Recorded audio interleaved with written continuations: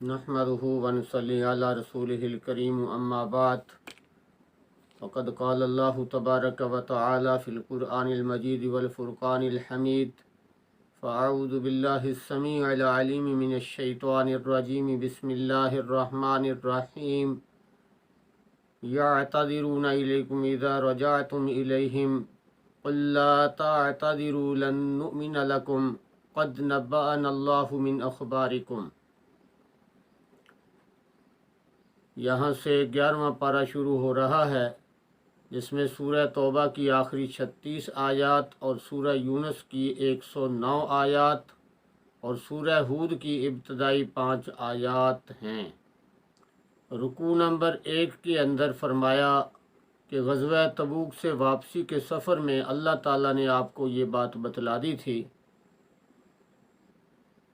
कि जब तुम वापस पहुँचोगे तो मुनाफिकीन झूठे बहाने बनाएंगे, तो ए नबी सल्लल्लाहु अलैहि वसल्लम उनसे कह देना कि हम तुम्हारी बात का हरगिज़ यकीन नहीं करेंगे, क्योंकि अल्लाह तबारक व तआला ने तुम्हारे बारे में हमें बता रखा है।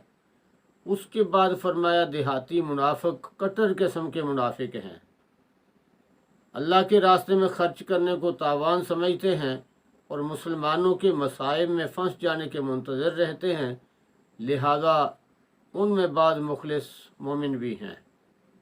रुकू नंबर 2 के अंदर अंसार और मुहाजिरीन में सबकत करने वाले और उनकी इत्तबा करने वालों का जिक्र है कि अल्लाह तबारक व तआला उनसे राज़ी हो गए और उनके लिए जन्नत है। फिर फरमाया कि ए महबूब सल्लल्लाहु अलैहि वसल्लम, आपके इर्द गिर्द देहातियों में और मदीने वालों में मुनाफिक हैं, जिनको हम जानते हैं और आप नहीं जानते। उनके लिए मरने से पहले और मरने के बाद भी अजाब है। फरमाया के बाद वो मुसलमान जिनसे कोई ख़ता हो जाए तो माफ़ी मांग लेते हैं, तो उम्मीद है कि अल्लाह ताला उनको मुआफ़ कर देगा और उनसे सदक़ात वसूल कर लीजिए, तो ये गुज़िश्ता तक़सीरात मुआफ़ हो गई। आइंदा देखा जाए कि कहाँ तक सिद्क़ व इस्तिक़ामत का अमली सबूत पेश करते हैं। इसके बाद मस्जिद ज़र्रार का जिक्र है जो मुनाफिकीन ने बनाई। आप सल्लल्लाहु अलैहि वसल्लम को अल्लाह तबारक व तआला ने मस्जिद ज़र्रार में नमाज पढ़ने से रोक दिया। मस्जिद कुबा और वहाँ के मुसलमानों की तारीफ़ की। फरमाया कि ये इसलिए नाकाबिल माफ़ी हैं कि ये निफाक़ एतकादी के अंदर मुब्तला हैं और इनका नस्बुल ऐन इफ्तराक़ बैनुल मुस्लिमीन है। रुकू नंबर 3 के अंदर फरमाया कि अल्लाह तबारक व तआला ने मोमिनीन का जान और माल जन्नत के बदले में ख़रीद लिया है। ये लोग कत्ल करते हैं और कत्ल किए जाते हैं, और फरमाया कि ये वादा उनसे इंजील व तौरात और कुरान के अंदर दर्ज है। फिर मोमिनीन के बाद सिफ़ात का जिक्र किया। उसके बाद मुशरिकीन के लिए इस्तिग़फ़ार करने से आप सल्लल्लाहु अलैहि वसल्लम को रोक दिया गया, अगरचे रिश्तेदार ही क्यों ना हों। और फिर हज़रत इब्राहीम अलैहिस्सलाम का अपने बाप के लिए इस्तिग़फ़ार करने का वादा जो है वो बयान किया। फरमाया कि जब इब्राहीम अलैहिस्सलाम पर ये बात खुल गई कि मेरा बाप अल्लाह का दुश्मन है, तो फिर उससे बेजार हो गए और उसके बाद उनके लिए दुआ करना छोड़ दिया। उसके बाद फरमाया कि जंग तबूक के शुरू में कुछ मोमिनीन डगमगाए, लेकिन अल्लाह तबारक व तआला ने उनके दिलों को मजबूत किया और वो सहाबा कराम जो पीछे रह गए थे उनको भी अल्लाह तबारक व तआला ने मुआफ़ फरमा दिया। रुकू नंबर 4 के अंदर फरमाया कि ऐ ईमान वालों, अल्लाह ताला से डरो और सच्चों के साथ हो जाओ। मदीने वालों और इर्द गिर्द के रहने वालों को चाहिए कि वो हुजूर सल्लल्लाहु अलैहि वसल्लम से पीछे न रह जाएं। जिहाद के अंदर अल्लाह पाक इख्तियारी और गैर इख्तियारी अफ़आल जैसे भूख, प्यास, राहत व आराम का न मिलना वगैरह पर अजर अता फरमाएंगे। उसके बाद फरमाया कि सारे मोमिन एकदम भी जिहाद के लिए ना निकल खड़े हों। मुनासिब ये है कि हर कबीले में एक जमात को रह जाना चाहिए, ताकि हुजूर सल्लल्लाहु अलैहि वसल्लम की सोहबत में रहकर अहकाम दीन को सीख सकें।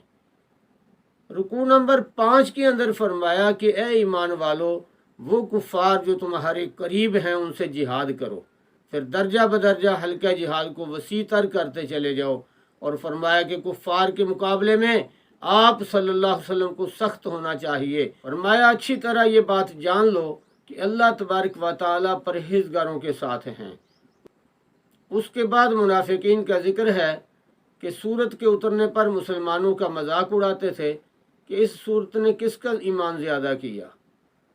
हालांकि ये मुनाफिकीन हर साल किसी न किसी आफत में मुब्तला किए जाते हैं। फिर फरमाया कि ए लोगो, तुम्हारे अंदर बहुत ही शफीक नबी तशरीफ़ ला चुके हैं। लक़द जाअकुम रसूलुम मिन अनफुसिकुम अज़ीज़ुन अलैहि मा अनित्तुम हरीसुन अलैकुम बिल मुमिनीना रऊफ़ुर रहीम फ़इन तवल्लौ फ़क़ुल हस्बी अल्लाहु ला इलाहा इल्ला हुवा अलैहि तवक्कलतु व हुवा रब्बुल अर्शिल अज़ीम। और फिर आप सल्लल्लाहु अलैहि वसल्लम को फरमाया कि अगर लोग ना माने और एराज़ करें तो आप अल्लाह तबारक व तआला ही पर भरोसा करें, वही काफ़ी है। यहाँ से आगे सूरह यूनुस शुरू हो रही है जिसमें 109 आयत और 11 रुकू हैं। इसमें हज़रत यूनुस अलैहिस्सलातु वस्सलाम का किस्सा बयान किया गया है। रब्त सूरत सूरह तौबा में ज़्यादातर मुनाफिकीन के अहवाल व अक़वाल का ज़िक्र था और सूरह यूनुस में ज़्यादातर कुफ़ार व मुशरिकीन के अहवाल का ज़िक्र है और मुनकरीन नबुव्वत के शुबहात का ज़िक्र है और उसका जवाब है। रुकू नंबर 6 के अंदर फरमाया कि अल्लाह तबारक व तआला ने इंसानों को हिदायत के लिए एक इंसान को भेज दिया, तो इसमें कौन से ताजुब की बात है। और मुनकरीन ने वही कुरानी को फ़ौकुल आदत मुअस्सर होने की वजह से जादू कहा। फिर अल्लाह पाक ने 6 दिन के बराबर वक्त में आसमान और ज़मीन को पैदा किया, फिर तख्ते हुकूमत पर जलवा अफरोज़ हुए। फरमाया वही सारे मामलात की तदबीर कर रहा है। सूरज चाँद का निज़ाम दिनों के हिसाब के लिए है, उसकी निशानियों से ये पता चलता है हिसाब का दिन हक है। लिहाजा जो ईमान लाएंगे उनके लिए जन्नत और जो ईमान नहीं लाएंगे उनके लिए जहन्नम है। रुकू नंबर 7 के अंदर फरमाया कि अल्लाह तबारक व तआला मुजरमों को फ़ौरन नहीं पकड़ते।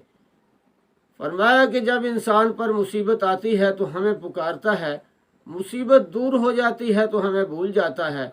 उसके बाद साबका कौमों के हलाक किए जाने का जिक्र है। फिर कुफ़ार मक्का का ये मुतालबा बयान फरमाया कि वो ये कहते हैं कि दूसरा कुरान ले आएं या इसको बदल दें। तो आप सल्लल्लाहु अलैहि वसल्लम ने फरमाया ये मेरे इख्तियार में नहीं, मैं तो अल्लाह का पैगाम पहुंचाने वाला हूँ। खुलासा ये कि पैगाम इलाही की कबूलियत से इनकार करते हैं और जब मुसीबत आती है तो उसी रब के दर पे आके हाथ फैलाते हैं। मुसीबत टल जाती है तो फिर नाफरमान बन जाते हैं। रुकू नंबर 8 के अंदर फरमाया कि इंसान की आम तौर पे ये आदत है कि मसाइब व परेशानियों में हमें याद करते हैं। मसलन समंदर में डूब जाने का ख़तरा हो तो हमें पुकारते हैं और जब हम वो ख़तरा दूर कर देते हैं तो फिर हमारी नाफरमानी शुरू कर देते हैं। इसके बाद फरमाया कि दुनिया की मिसाल एक खेती की सी है, जब तैयार हो जाए तो अचानक नागहानी आफत से तबाह हो सकती है। लिहाजा दुनिया की आर्जी ज़िंदगी पे मत इतराओ।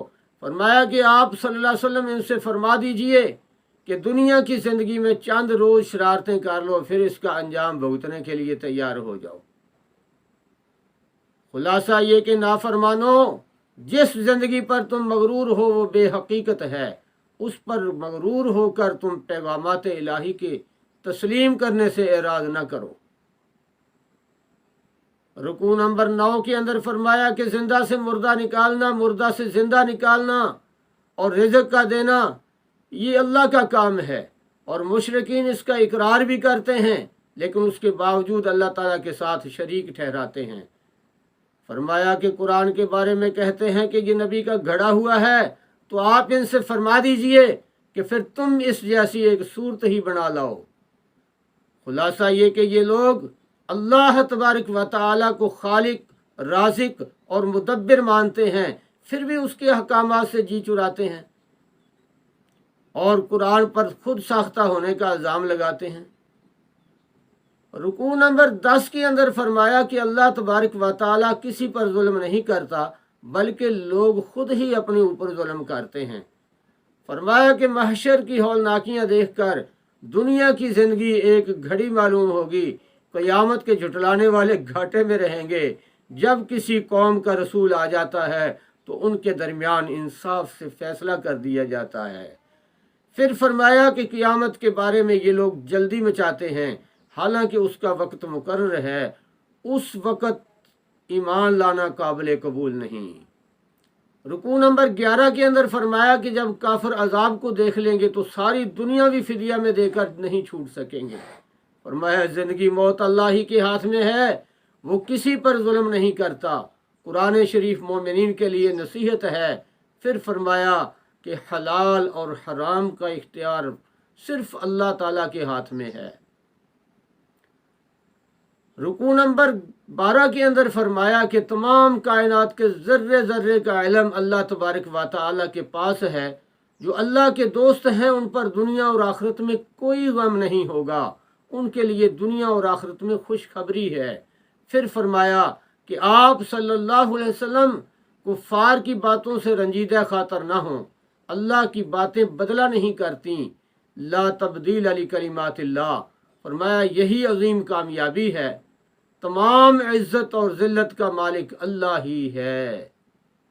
خلاصہ یہ کہ ہم آپ کی تلاوت قرآن اور بقیہ اعمال حیات سے پوری طرح واقف ہیں، تو ایسے اللہ والوں کو بارگاہ الہی کی حاضری میں کوئی خطرہ نہ ہوگا، تو لہٰذا آپ مخالفین کی بد زبانی سے کبیدہ خاطر نہ ہوں۔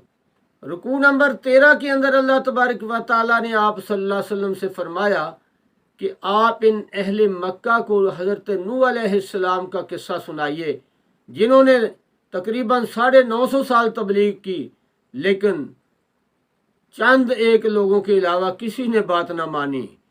اللہ نے نہ ماننے والوں کو غرق کیا۔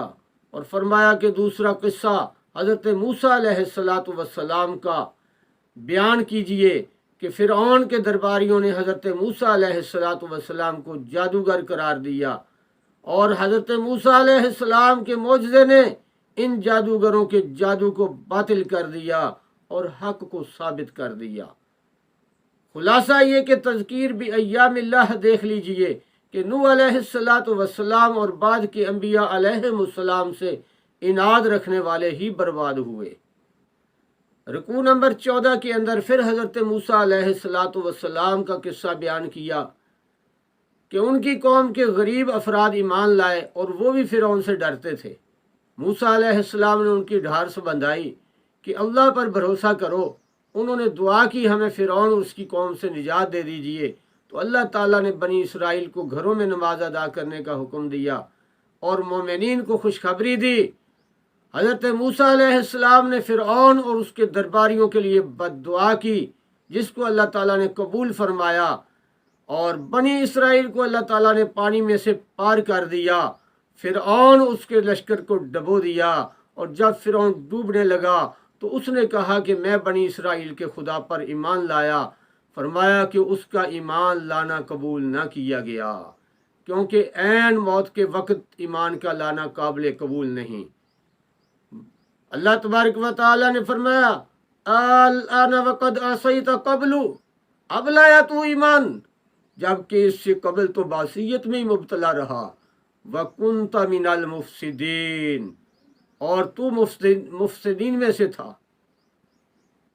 رکوع نمبر 15 کے اندر فرمایا کہ ہم نے بنی اسرائیل کو بہت اچھا ٹھکانہ دیا، پاکیزہ چیزیں دی، شام و مصر ان کے قبضے میں دیے۔